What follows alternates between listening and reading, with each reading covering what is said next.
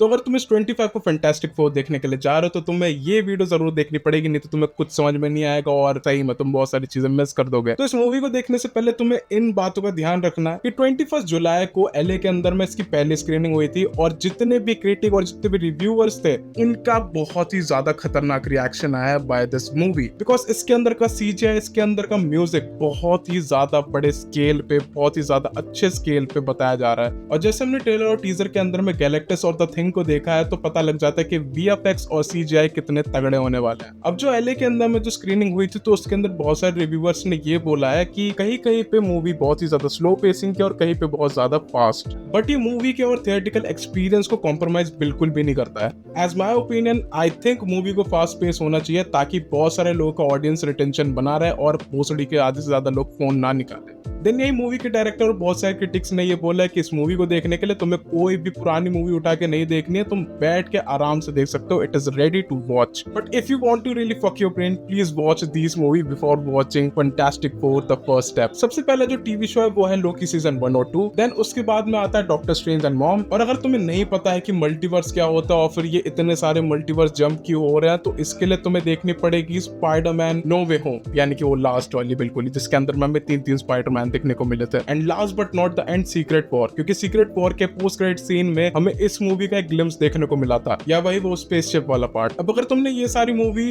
इतनी जल्दी speed run की तरीके से अगर देख ली है तो फिर तुम्हें ये मूवी बहुत ही सुंदर तरीके से देखने को मिलेगी मेरे दोस्त, हैन के लोड़े दोस्त। तो पहले मैं तुम्हें सारी की सारी फैंटास्टिक फोर की टाइमलाइन बता दूं इससे पहले तुम्हारा दिमाग खराब हो जाए। तो फैंटास्टिक फोर की जो पहली मूवी आई थी 2005 में, यही जो फैंटास्टिक फोर की दूसरी मूवी आई थी fantastic Four the silver surfer rise, sorry the rise of silver surfer, उसका अर्थ टाइमलाइन था 121698, लाइक वो 2005 वाली फैंटास्टिक फोर, फिर 2007 वाली फैंटास्टिक फोर। देन उसके बाद जो 2015 की जो फैंटास्टिक फोर आई थी उसका अर्थ तुम काउंट ना करो तो ही बेहतर होगा, बिकॉज वो ट्रेन 517 के अंदर में आता है और उसको काउंट करो या ना करो वो एक ही बराबर है। तो कभी तुम अगर कंफ्यूज हो जाओ कि तुमने पहली वाली मूवी देखी थी, देन उसके बाद तुमने डॉक्टर स्ट्रेंज एंड मॉम देखी थी, देन अब जाके तुम ये मूवी देख रहे हो, तो इसके अंदर हर एक लिटरेचर चेंज क्यों है, मिस्टर फैंटास्टिक इतनी बार चेंज क्यों है? So let me explain. जैसे जैसे टाइमलाइन और अर्थ चेंज होती है तो फिर उसमें हमारा जो कैरेक्टर है उसका जेंडर और उसका फेस और उसका शायद से मूड ऑफ मोनोटोन भी चेंज हो सकता है। तो ऑब्वियस सी बात है कि हमने जो अभी तक से इतने सारे अर्थ देख लिया तो उसके अंदर में हर एक रीड रिचर्ड अलग होगा, लेकिन उसका पर्पस सेम होगा, उसकी कैरेक्टरिस्टिक्स सेम होंगे,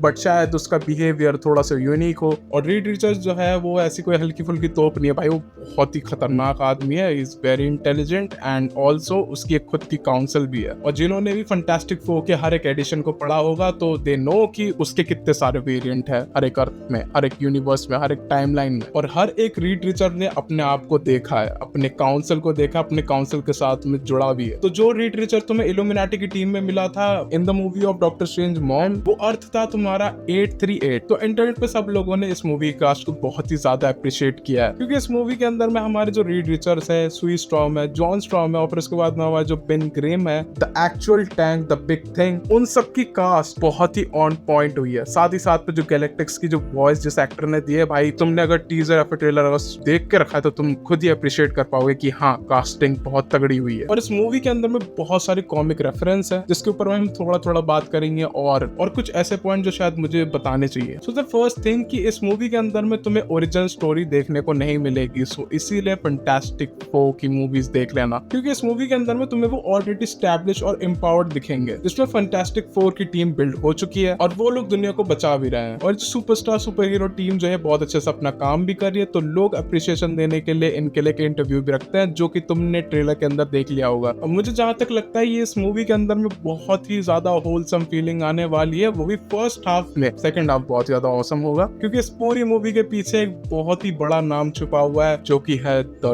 Doom. So the main point is कि इस मूवी के अंदर बहुत ज्यादा फैमिली होलसम वाली चीजें होंगी, वो भी सिर्फ फर्स्ट हाफ के लिए, जिसके अंदर हमें सुई स्टॉर्म और रीड रिचर्स का अच्छा खासा बॉन्ड देखने को मिले। यही जो हमारे बेन ग्रिमर है द थिंग, उनके चैलेंजेस की वो सोसाइटी के अंदर अब इस पावर के साथ में, पेरेंट्स के साथ में कैसे रह रहे हैं। देन उसके बाद हमारा Johnny storm, like he is a cool guy, like, but जैसे ही मूवी सेकंड हाफ पकड़ेगी वहां पे हमें देखने को मिल जाएगी द सिल्वर सर्फर। बाकी सारी मूवीज के अंदर में हमने जितने भी सिल्वर सर्फर देखे हैं वो बाय मेल थे, बट इस मूवी के अंदर में हमें फीमेल देखने को मिली है जिसका नाम है शाला बाल। यस, ये इसका असली नाम है। और ये अर्थ पे सिर्फ और सिर्फ वार्निंग देने के लिए आई थी फैंटास्टिक फोर को कि भाई तुम्हारा प्लेनेट सही में अच्छा है, इसके अंदर में ह्यूमैनिटी स्टिल है, और साथ ही साथ में तुम शायद से वो बंदे हो कि इस अर्थ को बचा पाओ, तो इसलिए मैं तुम्हें सिर्फ एक वार्निंग दे रही हूँ। एंड ये वार्निंग क्यों दे रही है इसके बारे में जान लेते हैं। शाला बेल, ये जो कि हमारी फीमेल सिल्वर सर्फर है, यानी कि हमारी जो फीमेल सिल्वर सर्फर यानी कि हमारी जो फीमेल सिल्वर सर्फर है, उनकी बहुत ही ज्यादा एकदम ट्रेजेडी भरी हुई स्टोरी है, जो मैं बहुत इजीली बताऊंगा। सिंपल इज दैट कि गैलेक्टस जो है वो हर एक प्लैनेट को खाता है अपने सर्वाइवल के लिए। तो वो चला गया हुआ शाला बेल के प्लैनेट को खाने के लिए, लेकिन उन्होंने साइन किया एक पैक्ट। तो इन दोनों के बीच में पैक्ट ये साइन हुआ कि शाला बेल जो है वो इसकी एक जीपीएस बनेगी, यानी कि वो अपना प्लैनेट छोड़ के कोई और planet ढूंढेगी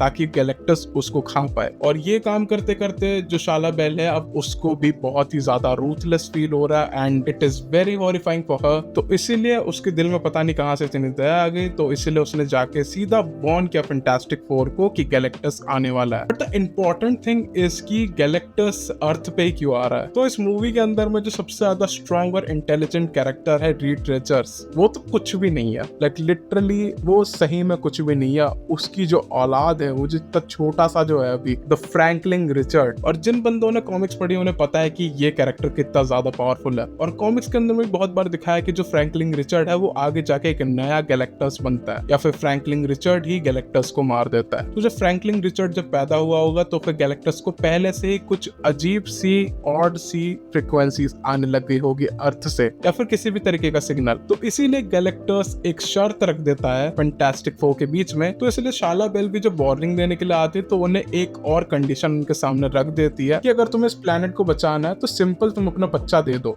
and all Bollywood fan know कि अब क्या होगा, लाइक बच्चा तो देने वाले नहीं है वो लोग। एंड सब ने अभी ट्रेलर देख लिया है और गैलेक्टस हमें डायरेक्ट उसका पेरेंट्स देखने को मिल रहा है कि लाइक वो लिटरली सारी चीजें तबाह कर रहा है, वो उधर एक काइजू की तरह चल रहा है। तो लेट्स सी कि कौन जीतता है। तो जैसे कि मैंने बताया कि इस मूवी के अंदर में 2 क्रेडिट सीन होंगे, तो जो मिड वाला क्रेडिट सीन है उसको प्लीज ध्यान से देखना, क्या पता तुम्हें कुछ डॉक्टर डूम के ग्लिम्स देखने को मिले। और लास्ट वाला बहुत ज्यादा इंपॉर्टेंट है, भले ही पूरी पिक्चर मत देखना लेकिन लास्ट वाला क्रेडिट सीन जरूर देखना ना। अब ये मूवी जब रिलीज हो जाएगी तो अगर उसका अच्छा खासा रिव्यू या फिर उसके बाद अगर ब्रेक डाउन देखना हो तो प्लीज कमेंट सेक्शन में जरूर बता देना। साथ ही साथ में सैयारा मूवी ने कितने करोड़ का कलेक्शन बनाया, अगर ये जानना है देन लाइक, क्योंकि इसके बाद शायद से वही वीडियो है। See you in the next video, till then bye.